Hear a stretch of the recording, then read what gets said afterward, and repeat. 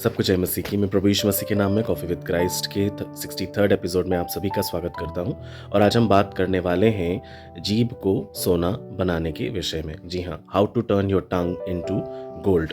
और ये हम आत्मिक संदर्भों में सीखने वाले हैं। मेरे प्रियो, आज की सुबह हम उस जीभ के बारे में मनन करेंगे जो छोटी होते हुए भी जीवन और मृत्यु की शक्ति को अपने पास, अपने वश में रखती है। मसीह केवल हमें अच्छे काम करना ही नहीं बल्कि सोने जैसे शब्दों का इस्तेमाल करना भी सिखाते हैं। ऐसे शब्द जो हमारे नज़र में या दूसरों के नज़र में मूल्यवान हो, आदर के योग्य हों, आशीषित हों और प्रभाव लेकर आते हों, जिंदगी बदलने वाले हों, जीवन फूंकने वाले हो, न कि मृत्यु फूंकने वाले।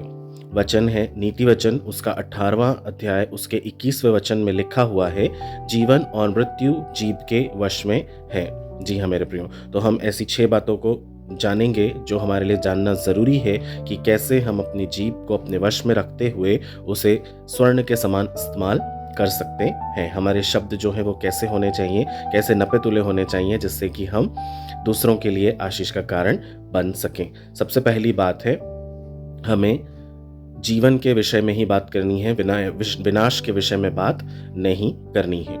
सोने जैसी जीभ वह भी तोड़ देती है जो कि श्रापित होता है। यदि आपके शब्द बहुत ही सुंदर सुसज्जित हों तो आप श्राप को भी तोड़ सकते हैं, या फिर आप ऐसी चीज़ों को बना सकते हैं जिनका बनाना अनुचित है हमारे जीवन में। याद रखिएगा, नीति वचन 15:23 में क्या लिखा है, समय पर कहा हुआ वचन कितना ही भला होता है।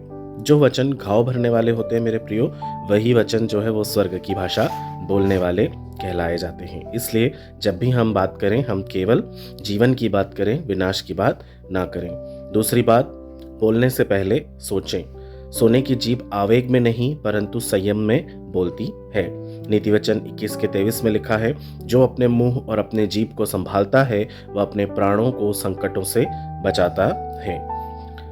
जरूरी नहीं है कि आप हमेशा वो सारी बातें आवेश में आकर बोल दें जो आपको बोलने में, आपके मुंह में आ रही हैं। जो व्यक्ति थोड़ा सा रुक कर बोलता है वह अपने आप को भी और दूसरे को भी टूटने से बचा लेता है। इसलिए कई बार हम देखते हैं कि जब हम अपने आपे को खो बैठते हैं, हम अपने आवेश में नहीं रहते हैं, तो हम ऐसी बातें बोल जाते हैं जिनको हम वापस नहीं ले पाते हैं और बाद में हमें केवल उस बात के लिए पछतावा ही होता है। लेकिन जैसा वचन हमें सिखाता है कि हमें अपने मुंह और अपनी जीभ को संभालना है ताकि हम अपने प्राणों को संकटों से बचा सकें, तो हमें वैसे ही बातचीत भी करनी होती है। तीसरी और सबसे इम्पॉर्टेंट चीज़ है, बुद्धि के साथ बोलें। बुद्धि से निकले हुए शब्द सुनने वालों के हृदय तक पहुंचते हैं और उसके हृदय में वो घर बनाते हैं और वो आकार लेने लग जाते हैं असलियत का। आपने देखा होगा, स्पेशली क्योंकि मैं एक साइकोलॉजिस्ट हूँ, तो मैं जब ये पढ़ता हूँ साइकोलॉजी और जब पढ़ाता हूँ तो बहुत सारी चीज़ों को मैं एग्जाम्पल्स के थ्रू समझाता हूँ। तो मैं आपको भी एक एग्जाम्पल देना चाहता हूँ कि आपने देखा होगा, जब बच्चे छोटे स्कूल में जब वो पढ़ने जाते हैं तो कई बच्चों का दिमाग जो है, सारे बच्चे एक जैसे नहीं होते, सबका दिमाग अलग अलग होता है। सारे बच्चे अलग अलग तरीके से सोचते हैं और उनका डेवलपमेंट भी अलग अलग होता है, क्योंकि भले ही वो एक ही वर्ष में पैदा हुए हैं लेकिन वो अलग अलग महीनों में पैदा होते हैं और इसलिए उनके ब्रेन का डेवलपमेंट जो है वो अलग अलग ढंग से होता है। कई बच्चे पढ़ने में बहुत स्मार्ट होते हैं, कई बच्चे कुछ वीक होते हैं। कई बार टीचर्स से ये गलती होती है कि वो अपने स्टूडेंट्स को ऐसे शब्द बोल देते हैं जैसे, तुम तो गंवार हो, तुम तो बेअक्ल हो, तुमको तो समझ में ही नहीं आता है, तुम बेवकूफ़ हो गए हो, तुम मूर्ख हो, तुम पढ़ना नहीं चाहते हो, है ना, तुम सिर्फ मस्ती करते रहते हो, तुम आवारा हो चुके हो। इस तरह के शब्दों से हम बच्चों को संबोधित करते हैं, खासकर छोटे छोटे बच्चों को, स्पेशली टफ सब्जेक्ट्स में जैसे मैथमेटिक्स हो गया, साइंस हो गया। ये कई ऐसे सब्जेक्ट्स होते हैं जो बच्चों को नहीं समझ में आते हैं और उसके लिए बहुत ही धीरज से बात करने की ज़रूरत होती है, धीरज से बच्चों को समझाने की ज़रूरत होती है। लेकिन हम आवेश में आकर के ऐसे ऐसे शब्द बोल जाते हैं जो हमें नहीं बोलना चाहिए। तो होता क्या है, वो सारे शब्द जो हैं आपके सबकॉन्शियस माइंड में जाकर बैठ जाते हैं और वो एक वर्चुअल रियलिटी को उसके जहन में जो है बनाने लगते हैं और वो रियलिटी को प्रोसेस करने लगता होता है जिसको हम कहते हैं परसीव्ड रियलिटी। वो उसको प्रोसेस करने लगता है और प्रोसेस करते करते क्या होता है, वो अपने आप को भी वैसा ही मानने लग जाता है अनकॉन्शियसली कि हाँ मैं मूर्ख हूँ, मैं गधा हूँ। और जब वो धीरे धीरे बड़ा होता है आप देखेंगे कि उस पर्टिकुलर सब्जेक्ट में वो वीक होने लग जाता है और वो स्मार्टनेस नहीं दिखा पाता है। वो दूसरे सब्जेक्ट्स में जितना अच्छा कर रहा होता है वो इन सब्जेक्ट्स में नहीं कर पाता है। तो वो क्यों होता है? वो इसीलिए होता है क्योंकि जो शब्द हम बोलते हैं वो हृदय में बस जाता है, जैसा कि बाइबल हमें बता रही है कि वो हृदय में बस जाता है और फिर वो सही आकार लेने लगता है और हम वैसे ही होने लगते हैं। इसलिए बहुत सोच समझ कर हमें अपने शब्दों को बोलना चाहिए। चौथी बात है, चुगली ना करें, झूठ और कठोर वचनों से अपने आप को बचाएं। जी हाँ, जिस जीभ पर भरोसा नहीं होता है वह अपना मूल्य खो देती है। इफिसियों 4:29 में लिखा है, कोई भी गंदी बात तुम्हारे मुंह से ना निकले, पर आवश्यकता के अनुसार वही जो उन्नति के लिए उत्तम हो। कड़वे शब्द कभी भी सोना नहीं बनते हैं, कड़े शब्द जरूर सोना बन सकते हैं। आप कड़े शब्द बोल सकते हैं पर कड़वे शब्दों का इस्तेमाल आपको नहीं करना चाहिए, क्योंकि वचन में प्रभु यीशु मसीह ने भी हमें यही सिखाया है कि गंदे हाथों से खाना खाना उतना बुरा नहीं होता, क्योंकि वो आपके मल द्वार से बाहर आ जाता है सब कुछ, लेकिन जो हृदय में बसा होता है वही मुंह पर आता है और वही मुंह से बाहर निकलता है। तो हमें अपने हृदय में कैसी बातें रखनी है ये हमें सोचने की ज़रूरत है। अगर हमारे मन में कड़वाहट भरी है तो कड़वाहट ही बाहर आएगी, लेकिन अगर हमारे मन में प्रेम है तो हमारे मन से प्रेम ही बाहर हमारे मुंह के द्वारा वचन बनकर वो प्रकट होगा। इसलिए बहुत सोच समझ कर हमें बात करनी है कि हमें कैसे शब्दों का इस्तेमाल दूसरों के विषय में करना चाहिए। पांचवा जो है, जीभ का उपयोग प्रार्थना और आशीष के लिए करना सबसे महत्वपूर्ण है। प्रार्थना में बोले हुए शब्द स्वर्गीय सामर्थ्य को लेकर आते हैं, स्वर्गीय सामर्थ्य को प्रकट करते हैं। भजन संहिता 19:14 में लिखा है, मेरे मुंह की बातें और मेरे मन का ध्यान तेरे सन्मुख ग्रहण योग्य होने पाए। जो जीभ प्रार्थना करती है वही परिस्थितियों को बदलती है। इसलिए कोशिश करें कि हम परमेश्वर से अपने लिए ऐसे शब्दों को मांगें जो प्रार्थनामयी हो, जिनमें सामर्थ हो, जिनमें शक्ति हो और जो उन्नति के लिए ही इस्तेमाल किए जाने के योग्य हों, क्योंकि वही वचन परमेश्वर को ग्रहण योग्य होते हैं। छठी और सबसे अंतिम बात, लेकिन सबसे महत्वपूर्ण बात, आपके शब्द आपके चरित्र से मेल खाने वाले होना चाहिए।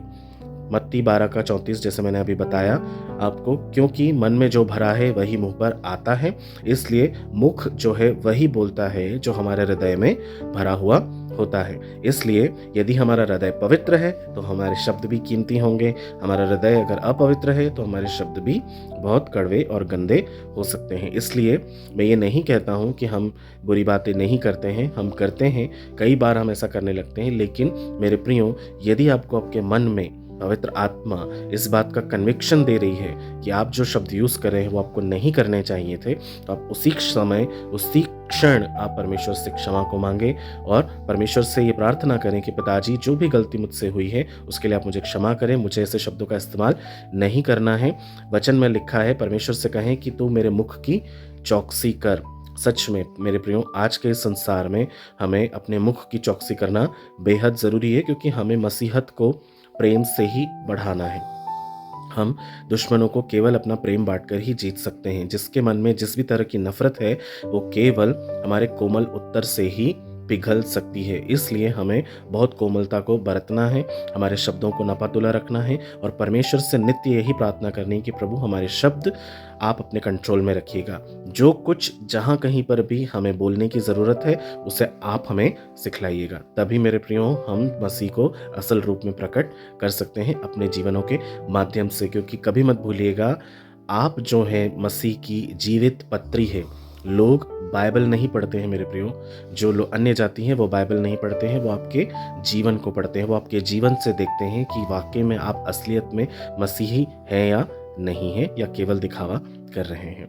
इसलिए आइए हम प्रार्थना करें। हे मेरे पिता परमेश्वर, हम धन्यवाद के साथ एक बार फिर आपके पवित्र चरणों में आते हैं और आपसे ये विनती करते हैं प्रभु जी कि पिता परमेश्वर, हमारे जीभ को आप शुद्ध करें, हमारे शब्दों को जीवन से भर दें और पिता हमारे मुंह से निकले हुए हर एक वचन को, चाहे वो पिता परमेश्वर चिकित्सकीय हो, चाहे वो शांति से भरे हों, चाहे वो आशीष से भरे हों परमेश्वर पिता, वो केवल पिता लोगों की उन्नति और पिता छुटकारे का कारण ही बनने वाले हो सके। हमें आप ऐसी जीभ दीजिए पिता परमेश्वर जो सोने के समान मूल्यवान हो परमेश्वर पिता। हमें हमारे मन से, हमारे मुख से कोई भी ऐसी बात प्रकट ना हो पिता परमेश्वर, जिससे दूसरों का हृदय पिता छेदित होने पाए या खेदित होने पाए। परमेश्वर, हम केवल और केवल ऐसी बातें कहें जो आशीषों से भरी हुई होने पाए। प्रभु, हम इससे न केवल अपनी उन्नति करें परंतु दूसरों की भी उन्नति करें, और सही रूप में हम प्रभु यीशु मसीह को अपने जीवन के द्वारा प्रकट करें। इसी विनती के साथ प्रभु जी, मैं हमारे तमाम सब्सक्राइबर्स को, फॉलोअर्स को पिता परमेश्वर, और जितने भी लोग मुझे विश्व भर से देख रहे हैं प्रभु जी, उन सभी लोगों को परमेश्वर पिता, मेरे फ्रेंड्स, टीचर्स, कलीग, स्टूडेंट्स को परमेश्वर पिता, और ख़ास करके विश्व के हर एक व्यक्ति को जो पिता मुझे सुनता है पिता, मैं उसे आपके नाम से आशीष देता हूँ कि आप उनके मुख की चौकसी करेंगे प्रभु जी, और उनके शब्द सुहावने और सुसज्जित होंगे, जिससे दूजों के घाव भरने वाले हों। पिता, आपने हमारी विनती को सुन लिया है, उसके लिए धन्यवाद देते हैं। सारा आदर, मान, महिमा, इज्जत, गौरव, जलाल आपको दे करके इस विनती को हमारे परमेश्वर प्यारे प्रभु यीशु मसीह के नाम से पूरा होने के लिए मांग लेते हैं। दया करके सुनिएगा और ग्रहण कीजिएगा, यीशु मसीह के नाम में, आमीन। मेरे प्रियो, मैं विश्वास करता हूँ कि अब से हम इस बात को ज़रूर प्रैक्टिस करेंगे कि हमारे शब्द जो हैं वो सुहावने और सुसज्जित हों, ताकि हम दूसरों की चरित्र का निर्माण कर सकें, स्वयं अपने चरित्र का भी हम निर्माण कर सकें, और सही रूप में हम मसीह को प्रकट कर सकें। मैं विश्वास करता हूँ कि ये वचन आपके जीवन में बहुत अत्यंत अच्छे फलों को लेकर आने वाला है। मेरे साथ यूं ही बने रहिए, हम हर दिन नई नई बातों को सीखेंगे, प्रभु की महिमा में आगे बढ़ेंगे, शैतान को कुचलेंगे, याद दिलाएंगे कि वो मैला, हरा और कुचला हुआ है। प्रभु यीशु मसीह आपको बहुत आयत का आशीष दे। आपका दिन शुभ हो। सभी को जय मसीह की।